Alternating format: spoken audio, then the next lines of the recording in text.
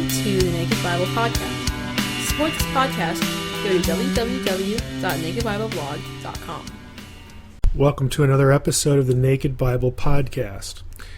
We're going to be continuing with our series on studying Scripture in its own context, and specifically its own literary contexts.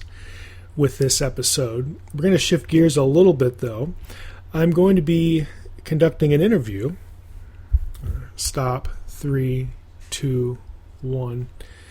This past week I was fortunate to have a friend in town, Dr. Sam Lamerson from Knox Theological Seminary in Florida, and I interviewed Sam about genre study. Sam specifically has an interest in the comedic genre, which may surprise you as far as being related to the study of the New Testament, but that's why I wanted to interview him. A little bit more about Sam. He has his PhD from Trinity International University, formerly known as Trinity Evangelical Divinity School. That's in Deerfield, Illinois, near Chicago. And he also has over 15 years of pastoral experience. He's currently, in addition to his professorship duties, an associate pastor at Coral Ridge Presbyterian Church. He was the interim morning preaching and teaching pastor during the illness of Dr. D. James Kennedy. Coral Ridge Presbyterian Church, of course, was Dr. Kennedy's church. Sam did that for many months, perhaps even close to a year, before that church called its new pastor. So Sam has a lot of pastoral experience. He's good at making things simple. And so I wanted to interview him as part of our Naked Bible Podcast series. So what you'll hear next is my interview with Dr. Sam Lamerson. I'm here with Professor Sam Lamerson of Knox Theological Seminary. Sam teaches New Testament at Knox, and he's a friend of mine. So I thought, since we had opportunity to spend some time together near where I live, down at Logos, that I would talk to Sam a little bit about what we've been talking about on the podcast, and that is literary genre and how that helps to interpret the Bible, some of the things that it contributes. And so, Sam, thanks for being here. No problem. Glad to be here, Mike. I was wondering, just in general, how much would you say that your students that you get at Knox, your introductory New Testament students, how many of them have ever really thought about the importance of a literary approach or genre to what they do in terms of either Bible study or sermon preparation or things like that? When they come, it's pretty unlikely that they've thought very much about that, but I try to, particularly in the hermeneutics course, I try to spend a good bit of time helping them to think about how genre affects how they look at the text and how the text was meant to be interpreted, how the author meant for the original readers to understand it. So we spend a good bit of time thinking about those kind of things. What kind of exercises do you have them do, or do you just more or less introduce them topically to the study?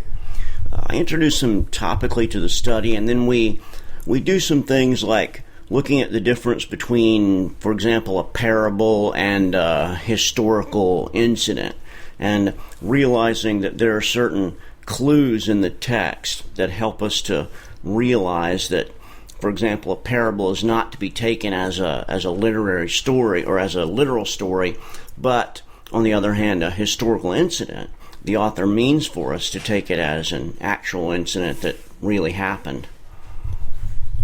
Now, one of the I guess we can call it a genre. You can correct me if that's wrong. But I know that you've done a lot of work studying comedy in ancient literature. And I've heard you speak once about the use of comedy in the Bible. And I was wondering if you could say a few things about that. Things like what are the stock elements, just a few of them, that go into that particular genre, and where you see comedy in the Bible. Where does that play out? Sure. Aristotle will talk about 4 different genres. There's tragic, there's comedic, there's poetic, and then there's the long story that eventually is fulfilled. And by the comedic, Aristotle will tell us that there's a way that we can tell the difference between a comedic story and a tragic story. And essentially, a tragic story starts out high with everything good and ends low, usually with a funeral. A comedic story, on the other hand, usually starts out low with some kind of serious problem, but then ends high, often in a wedding. And so if you think of even the romantic comedies that you've seen in the movies, often they will end with a wedding, and often they will begin with some sort of a problem. The problem is whether or not the groom will ever be able to really get the bride. And probably a really good example of this is Shrek. Shrek is ugly, and he's an ogre, and he's not the kind of person that a beautiful girl would want to marry, and yet he falls in love with beautiful Fiona, and so there's this dramatic tension there. Can Shrek ever convince Fiona that he's worth marrying? And eventually, of course, through a variety of different things, Shrek and Fiona end up married, and that's the high point of the comedy. It's the point where Shrek and Fiona get married, or in The Princess and the Bride, when Buttercup marries Wesley.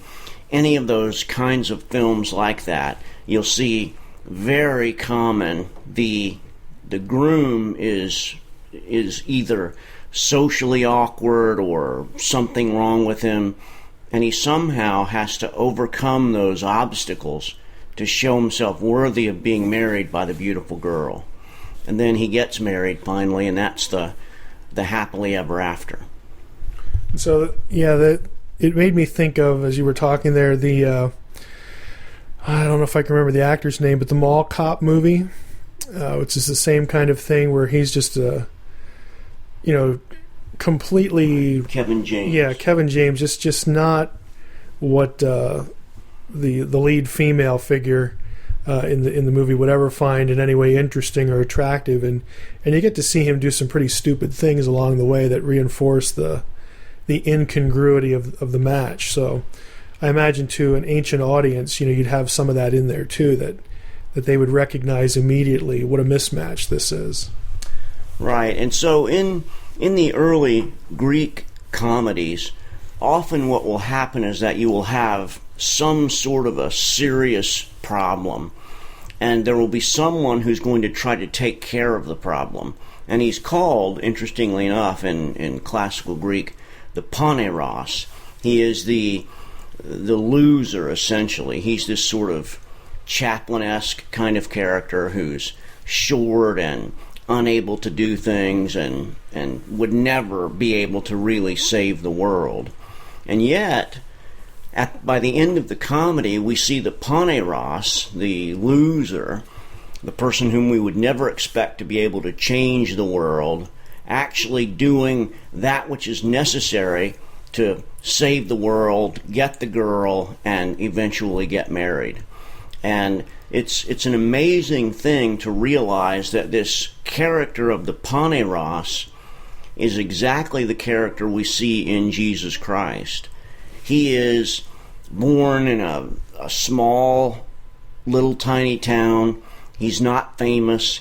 He's not born in Rome. There are no fireworks that go off when he's born. And anyone looking at his birth and his childhood would have said, anybody who thinks that this man is going to change the world needs their head examined. Yeah, nothing significant at all going on. Nothing going on. And yet, amazingly enough, he, being the paneros in the classical sense, does indeed change the world through his death. And it's just an incredible sort of comedic. There's a sense in which we can see the gospel as comedic, not in the sense that the crucifixion is funny or anything like that, but because of the sense that by every stretch of the imagination, it ought to end up poorly, but through the amazing grace of God and through this person whom we would never expect to change the world, God uses his Son to save his people and change the world and marry his bride, the church, and eventually live happily ever after. So I think if we can summarize the point, if you were a reader, let's say, of one of the Gospels, and you were familiar, again, with this type of material, the characters, sort of the expectations of how things are going to begin, you could actually pick up on some of that in the Gospel, is what you're saying. As you read through the life of Jesus, at least initially, there's just nothing there that would ever indicate that this is a character of note. You'd almost wonder, well, why did anyone produce a story about this guy? And then things just sort of proceed along, and you get this, amazing ending. So someone who is familiar with that could pick up those message points as they read through a gospel. Exactly right. And they would begin to realize that anyone in the first century would think that a crucified Messiah was a failed Messiah, that was a simple example of the fact that you had bet on the wrong horse, so to speak, that the guy who you thought was the Messiah wasn't the Messiah because he was crucified. And yet, amazingly enough, this crucified Messiah begins to change the world through his resurrection. And you see then that this is an amazing comedic genre. The whole gospel is really comedic. And there's a wonderful book by Frederick Buechner called The Gospel as Comedy, Tragedy, and Fairy Tale. And he goes into these genres and shows how the gospel does indeed fit the genre of comedy and fit the genre of tragedy and eventually fit the genre of fairy tale, not because it's not true, but because it's the greatest of all fairy tales, the fairy tale that really is true, in which things do all turn out right. It's just like in the end of The Lord of the Rings, when Sam realizes that his friends aren't dead, and he has that great line. He says, "Is everything bad going to come undone?" And amazingly enough, everything bad does indeed come undone through this Paneros, whom we would never expect, through this Jesus Christ. I think this is a good illustration, too. Sometimes it's a struggle to communicate what is meant by genre. And in the description of this, maybe a modern term would be that there's a formula for producing a particular story. And if you violate that formula, then people could be confused, listening to it or watching it if it's a TV show. There would be conventions, there would be parts of the formula that make it what it is, and that can produce the desired result in the reader or the listener or the viewer. Right. And so sometimes, for example, in the parables, those formulas will be intentionally violated to sort of shock the reader.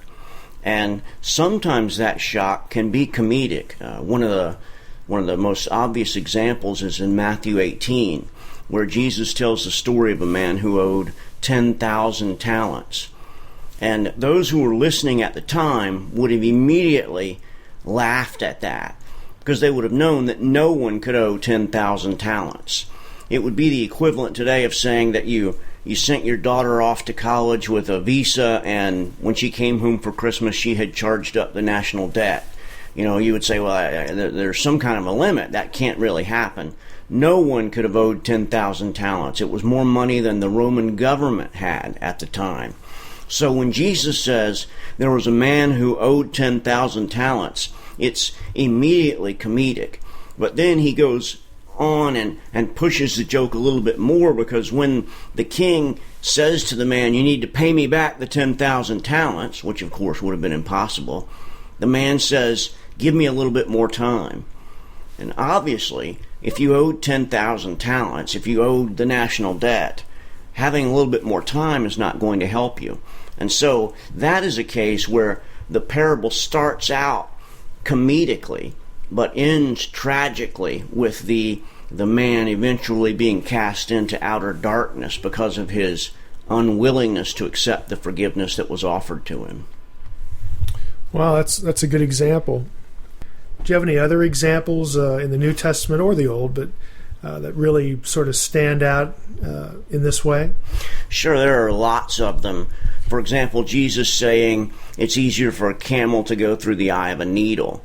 Sometimes you'll hear people who haven't studied that passage carefully say that that was sort of a door that a camel could get through if he unburdened himself, but that's not really the case. What Jesus is saying is it's easier for a literal camel to go through the eye of a literal surgical needle, and Luke uses the word for surgical needle in the Greek text. He's saying it's easier for a camel to go through that needle than for a rich man to go to heaven. And that's the reason that the disciples, they don't say, oh, well, you mean this camel that has to get down on its knees? No. They say, this is impossible. And Jesus, of course, then says, yes, it's impossible, but with God all things are possible. Another really interesting example is the example of Zacchaeus. One of the things that we know is Zacchaeus was short, and probably not just short, but really, really short. He was so short that he couldn't see over the people that were around him. And so there's some thought among New Testament scholars that he may have been a short person, like a dwarf.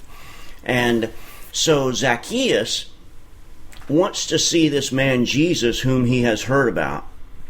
And keep in mind that during this period in history, if you were a dwarf and as a slave, you were worth more than a slave who wasn't handicapped in that way. And that was because the Romans would buy a dwarf and they would then bring him out to dance in front of people at a party, and they would make fun of him and laugh. And this dancing dwarf was kind of something that was very common in the Roman government at the time and among upper-level Roman citizens. And so Zacchaeus, as a dwarf, particularly wearing a robe, would have looked bad running. It was, today we have, people run all the time and it's not that big of a deal, but in the first century, for a man to run was to sort of throw away his dignity. And Zacchaeus, wearing a robe, runs so that he can climb up a tree and see this man Jesus. And so he goes from this poneros, this little man who is hated by everyone, who does all that he can just to get things for himself. And yet when he meets Jesus, the ultimate poneros, Jesus looks up, brings Zacchaeus down, goes to his house, and Zacchaeus' life changes.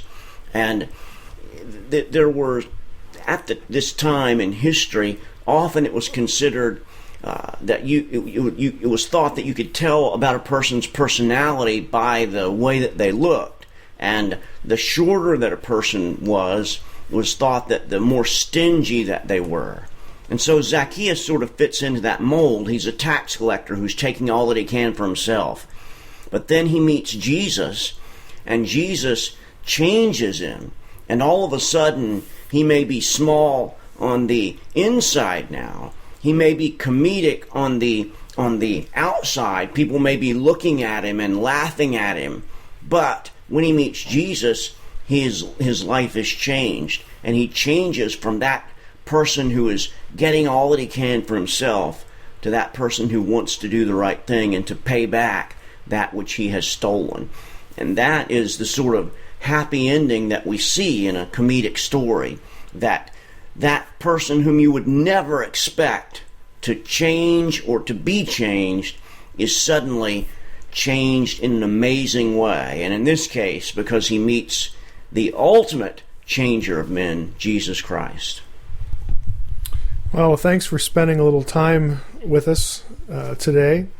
I'm sure the listeners will get a good bit out of this. And again, it's just a good example of, you read through the New Testament and some of these things are so familiar, but they have a background. There's something against which, that if they're understood, there are details in the story that just become a lot clearer. and frankly just become more meaningful as well. And we can sort of get inside the heads and the minds and the hearts of the people who would have been able to appreciate each element of a story like that.